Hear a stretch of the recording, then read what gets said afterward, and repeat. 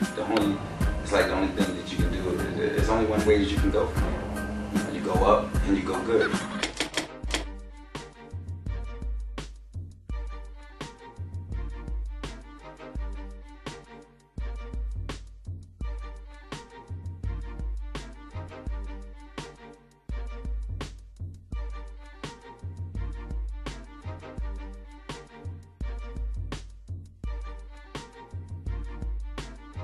So Ron, tell me, you're incarcerated. How long were you incarcerated for? And would you like to share with us what you served your time for? About 9 years, a little bit over. I was incarcerated in the federal system for conspiracy to distribute crack cocaine. Started off as conspiracy to traffic cocaine, and then after the feds got a hold of it, anything got out of the case, then it became a lot more people got involved, and that's what came out of it. Me being away for 9 years and some change. Okay. And was it in the New Jersey penal system? No, it was in the federal system. Federal system. I was in New Jersey for about 2.5 years. Okay. And then I was transferred different throughout the country. It's about 6, 7 different prisons and institutions. Okay. So in your opinion, what do you think of the penal system as a whole? Do you think it's a fair system? I don't think the penal system is fair at all. I think the small time, people who commit smaller crimes, not to say small time criminals, but the people who commit smaller crimes, I think they get too much time, especially first time offenders and non-violent offenders. And not to really, be biased in anything, because I was a first time offender. I had never been, incarcerated for anything beforehand, and not because I was a non-violent offender, because I was never convicted of anything that had to do with violence, whether it was guns or any violent infractions on anybody. And I still ended up getting 120 months, 10 years in the federal system, first time. So I just think that when I was in, I would see a lot of guys, they had 5 years and they didn't get caught with really nothing. It was their first time ever being incarcerated. They didn't get caught with much drugs at all. They had enough just for consumption, and they still ended up getting a lot of time for that crime that they committed. And I also saw some guys who were incarcerated for long periods of time, and they didn't really do nothing. They may have carried a firearm or a gun or whatever have you, and they ended up with a lot of time. I had a friend of mine, a guy from out of D.C., Baltimore area. He had 20 years for a bullet. He had no gun. So, I think it's very unfair. So you think that there's an inequity between the time served between a non-violent drug offender versus an actual violent criminal? Mm-hmm. You do see an inequity there. Sure. I've come across child pornography cases, and guys who was in the federal system with child pornography cases who got out in 3 years. While you got guys who were trying to make a living selling drugs, regardless of the fact that maybe they could have done some other things or whatever to make a living. They could have worked at McDonald's. They could have put their product or their dignity, on the shelf and, cut grass or whatever like that. These guys, they end up staying in jail longer than the guy who did something who messed up someone's life, like a kid. I've seen it. And so when you were in prison, what did you learn? What was your most valuable lesson learned while you were in prison? First lesson was not to get caught again. I'll be honest. Prison jail, it didn't teach me nothing.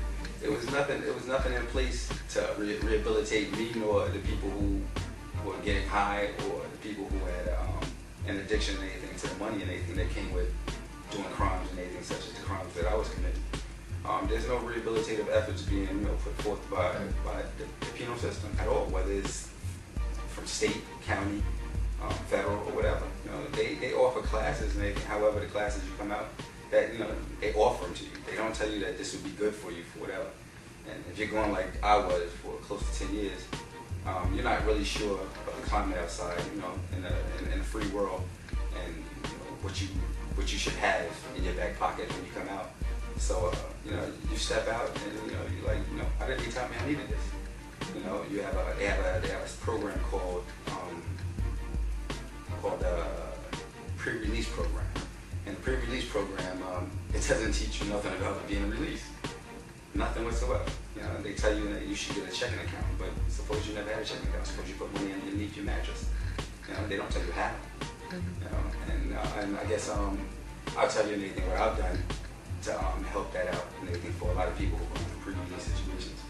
I've tried to create some type of a product and anything to offer people and anything so that they do know exactly what's going on in the world outside. What kind of programs do you think they should implement in the prison system to help people such as yourself who became a success, to help them and give them the tools that they need when they come out so that they never have to go back? I think they need programs that are real, that kind of, they can have programs where people from outside come in and they're not being jaded by, the guys who are already incarcerated to think that, these are going to be like the smut of the earth when they come out, and they look at them more as people and more as, people who want to make things better and anything. And also just to look at them as this is part of the future of America, because they're not going to stay in jail forever. I don't care anything who it is. I don't care if you got 20 years. If you live for 21 years, you're going to come out out of jail for a year, and you're part of the future. And I think they need like real programs and anything that kind of mirror what life is like on the streets for real. You know what I mean? And the best way to do that is to kind of bring in people from outside who are willing to kind of teach or facilitate these programs. Who don't have some undermined. They're not really on the same wavelength as the federal government or the state government or the county government or whatever have you. So you spent some time in there, and when you were in there, what did you think most about while in there? Mostly my daughters. I have 3 daughters, and I thought about my daughters. I always thought about time, not so much as the time that I was spending, but more so about how much time it's going to take for me to catch back up. You know what I mean? I left when my daughters were 1, 2, and 3 years old. I came back, they were 10, 11, 12 years old. And my mother, my mother was 50. I came back when my mother was 60. In that age range. Not to put an age out there, but you know what I mean. And it's the same thing with my father. I left 10 years before. And I came back 10 years later, and he had a couple more gray hairs, and I had gray hair, and we started looking more and more alike. But the bottom line is, I thought about time. I thought about how much, how much time, how long will it take me to catch back up? You know what I mean? I know I'd already missed so many different, things in everybody's lives that, I knew that were crucial. And I missed a lot of my own life. I missed most of my 20s. I left when I was 22, came back when I was 32. And, I really, those are like crucial years in a man's life and everything, where he kind of finds his ideas in his 20s and he puts them forth in his 30s. And they say, 30 is the new 20 now, and so on and so forth, or whatever. I don't know if I want to subscribe to all of that, anything, but I guess I got to, because I came back at 32. I got to treat my 30s like they were 20. So, but I think time is the biggest thing. I miss my daughters. I miss my mother and father. You know what I mean? Well, now you're a young entrepreneur. So my question is, what drove you to want to work for yourself and have more for yourself and do for yourself? I think, honestly, I don't really think I've changed much. I think I've always been the same. I think, from day one, since I was younger, I always, wanted to have more candy than everybody else. I always wanted to have, I wanted to have one extra bike to ride than everybody else. I wanted to have, 2 big wheels, 3 big wheels. I wanted to have, extra milks on my tray at lunch. things of that nature. 2 packs of cookies instead of one. You know, things of that nature. That was just always me. You know what I mean? Sometimes it took me down the wrong road. You know, I would want 2 girlfriends instead of one. But at the end of the day and everything, it was just, I just wanted to have more. I always wanted to have, you know, I always wanted to, and it wasn't for selfish reasons. I would have more and try to share it. You know, it didn't bother me to share nothing. But I think, like, you know, I think it kind of, in the 80s, you know, when I was coming up, I think, you know, in my teenage years in the 80s, you know, coming out of high school and even while in high school, I think with the whole crack epidemic, you know, and the cocaine coming through, you know, America the way it was, I think it kind of coupled with, you know, me wanting more and having an opportunity and everything to have even more than what I even wanted. And, you know, and I kind of merged the two. I married the 2 of those ideas together, and, you know, and I just ran wild with it. And it stopped being about, you know, just wanting more. It became like a way of life for me. And, you know, so now, you know, after being away, being incarcerated, you tell yourself you don't want to be incarcerated again.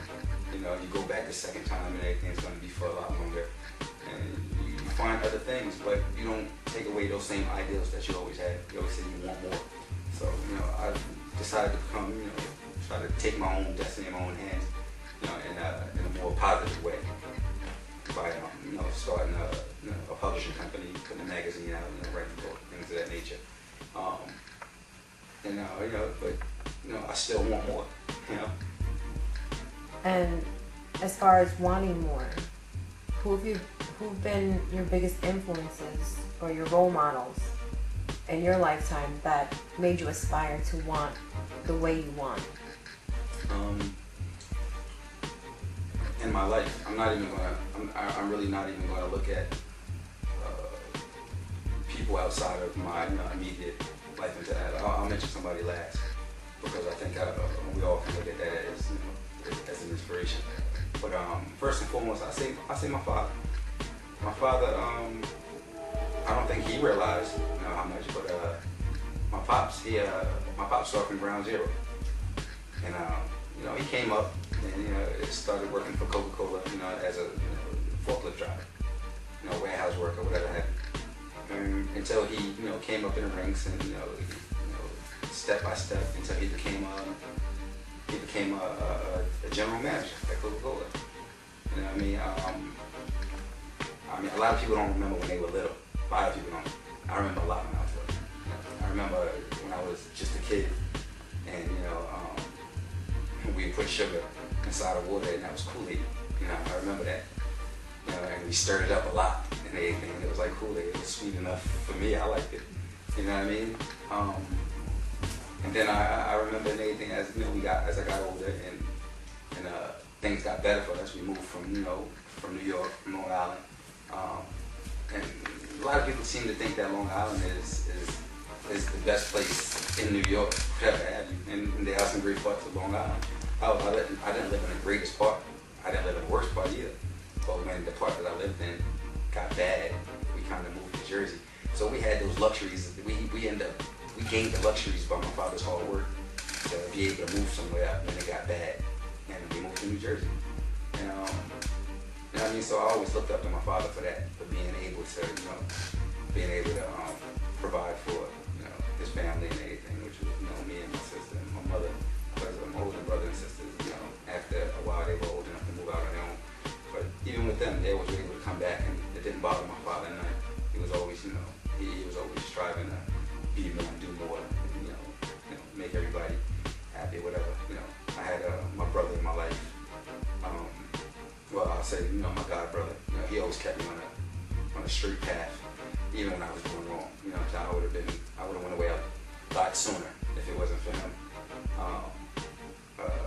And then, you know, I guess it was people and anything who, you know, I'll be honest, the first person who came into my life who I look at as being an influence was my sister's boyfriend. You know, he taught me how to hustle. I won't lie.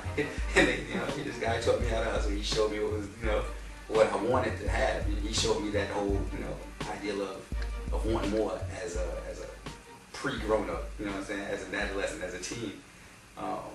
You know, before that, like I said, it was just candy and cookies.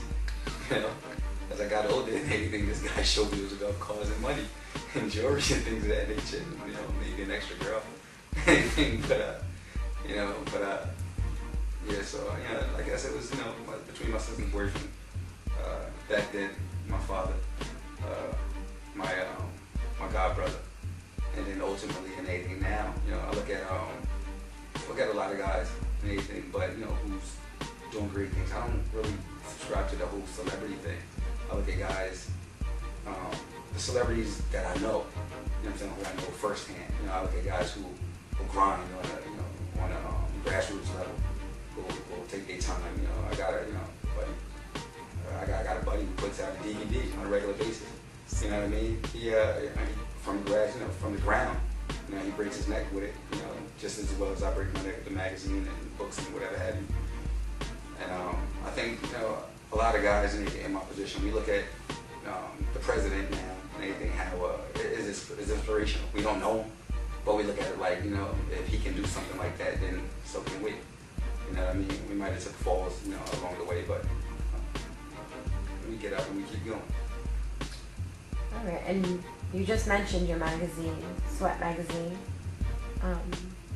What was your inspiration behind starting Sweat, and how did you get the startup to start Sweat going up and running? Well, the startup, I'll get back to that. The reason why I started Sweat Magazine, I started with Sweat Magazine actually because for guys who are incarcerated. That's really where it all started from. When I came home, when I was released in 2003, I would get a lot of letters, a lot of friends of mine, a lot of, you know, guys who I made friends with from different states, different countries. You know, when you're in a federal system, you get transferred around so much that, you know, you make friends with people, you make acquaintance with people, whatever. And they would write me letters, you know, and I would get these letters. I would get like 20 letters a week, 30 letters a week, and I would actually write back 20 or 30 letters a week. And it's like, I've never been one to say the same thing to different people. You know what I'm saying? Whether it be the same message, so be it, but I would never say it in the same words. And so I always want to find a creative way to show these guys what's going on there, because they always ask the same types of questions. They say, you know, what does it look like out there? What do the cars look like? What do the women look like? What is the new devices? What does the new cell phone look like? And send me some pictures. You know, what are you doing out there? Whatever.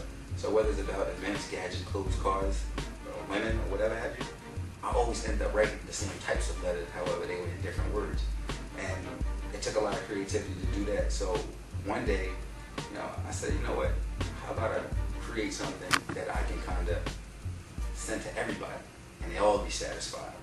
And so at that point, it did become about the same words to many different people. However, I wanted to make it, you know, reach, you know, on a broader scale and be more colorful, more entertaining, but also at the same time more informative. So I created Sweat Magazine, and I really was chasing after strictly the jail audience, the prison population, and anything. But then I realized that there's more to life. And I think it was therapeutic to me, anything to actually put the magazine together, because I started to realize as I was outside in the free world, creating this magazine, that there's more to life than just prison. And so I started trying to engulf everybody from the outside into the whole magazine as well. I said, what would make them happy? And at the same time, what would make the guys in prison happy, or the females in prison happy? And so I wanted to merge the two and anything to bridge that gap so that everybody understands each other. And the guys who come home from being incarcerated, they can be more productive in society. The people outside, they can, you know, help these guys out with advice or, you know, some type of direction or whatever have you. And, you know, I'm just the middleman. I'm just playing middleman. You know, people give me, you know, the information from the outside, and I give it to the people on the inside. Is there a meaning behind the name Sweat, or is it just something that sort of popped into your head? Does Sweat stand for something? It's not that. That's not an acronym. And, you know, people always tell me you should, you know, make it mean something. You should make it mean something. Well, I think the word alone, it means something. The spelling, and it's kind of off. And it's not because, you know, I don't know the stuff. It's because when I started thinking of names, I thought of a name, and I said, you know, I wanted to be a truthful account of everything that I do, everything that I put, I wanted to be honest. Whether it was entertainment or it was information, I wanted to be honest. And so I said, let's do True Magazine. I said, somebody, I was like, that doesn't do it. I don't want True Magazine. I said, let's try, how about the hard work I'm putting through this? My first issue, 18 pages, that's all it was. It was more like a brochure. And I did all my own graphics. I wrote all of my own articles, I think. I took all of my own pictures. I did everything myself.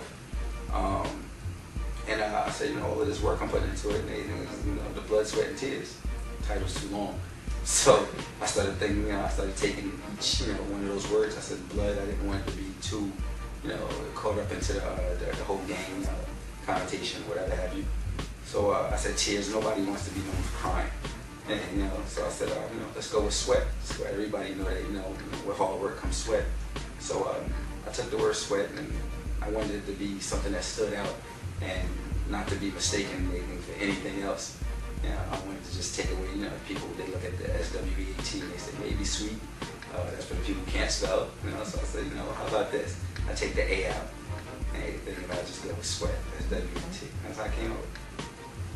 Now, living in New Jersey, living anywhere really, do you find it to be a challenge to be a black man living in this country, in this state? Well, and if you see it as a challenge, what are your challenges? I think black men are always going to be looked at as being a little too aggressive and a little too.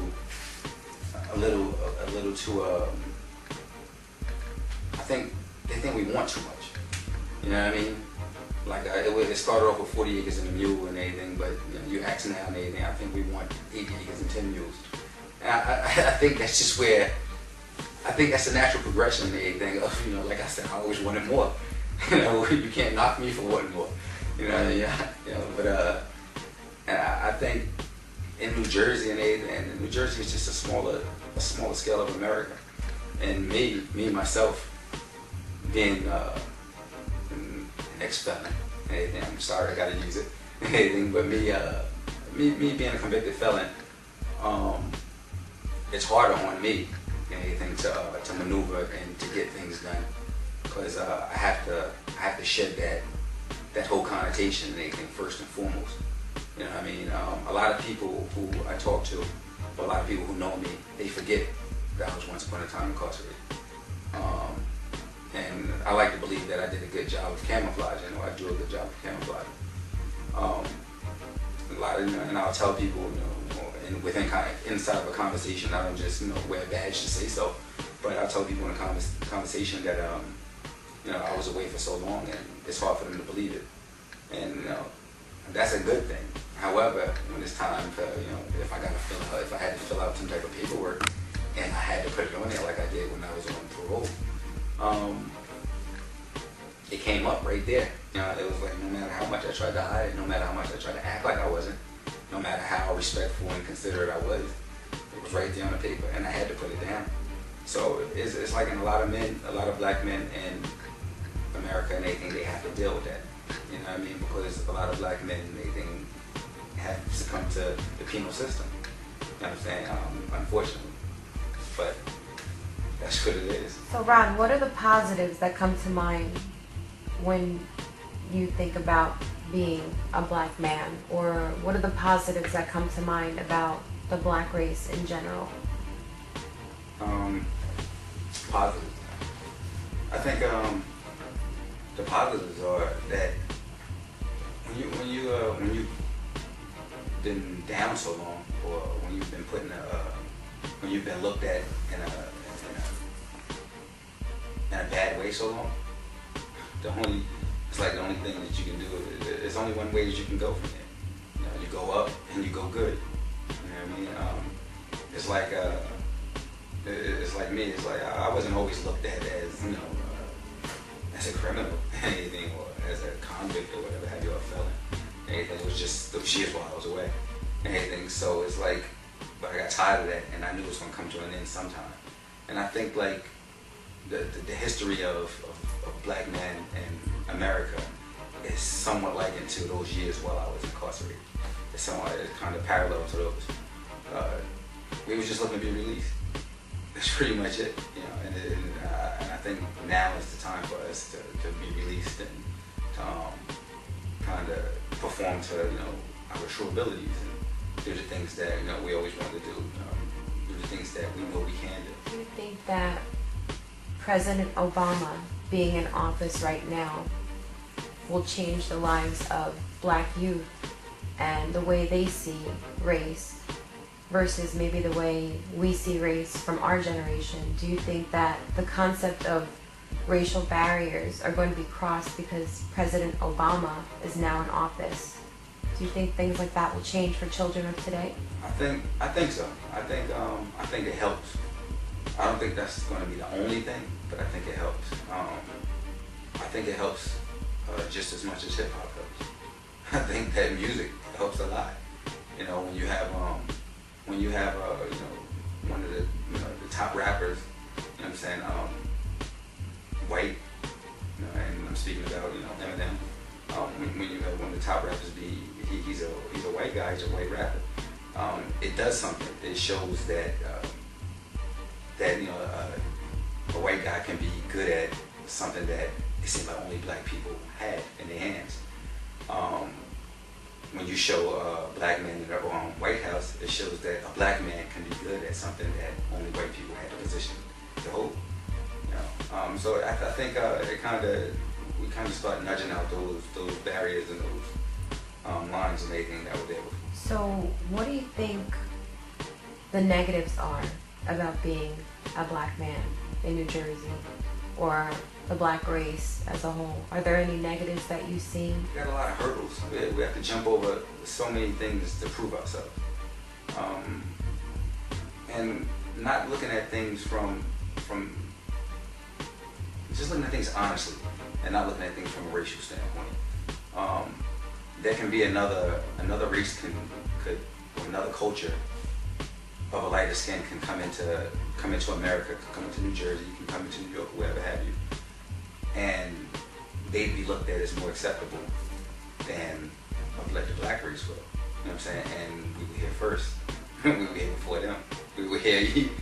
I'll be honest. We were here before even the people who brought us here. You know what I mean? And those of us in anything who are mixed with Indian and anything we've seen before that. So it's like, I think we have a lot of hurdles to jump over and anything when, we were here long before a lot of people who are being admitted and being accepted and anything else. So I think like that's the negative. It's hurtful and it's painful, but I think we built for it. We've seen the worst of everything.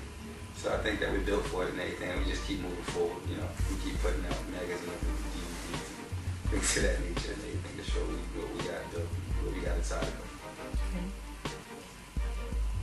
So Ron, how'd you get the startup money for Sweat Magazine? I knew you'd say that again. Startup money for Sweat Magazine. Brown paper bag. Nah. I actually when I came home from being incarcerated in 2003 again, the feds, they take everything from you. If they don't take it from you, then they find a way to milk it out of you. They if the RICO Act don't hit you and anything and take your houses, your cars, and all of that stuff like that, then it's going to be a way that they get you. They're going to move you far away. They're going to have your family come visit you. You got to spend money on plane tickets and cars and all of that stuff like that. Before long and anything, you don't have much. So, when I came home, there wasn't really much left. But I came home and I had a job. I started working. I was driving a truck, and I would take in everything, and I would put it into the whole into Sweat Magazine. I would take all my time, and I still take all my time. I sleep for like 3 or 4 hours a night, and I put it in the Sweat Magazine, and and then lo and behold, out popped the 18-page brochure, and then out popped the 50-something page magazine, and then the 90-something page magazine, and this one I'm shooting for over 100 pages, my 4th issue. All we have. And thank you so much for sitting with me and talking with me. You've been an inspiration to, I think, a lot of people, and I thank you.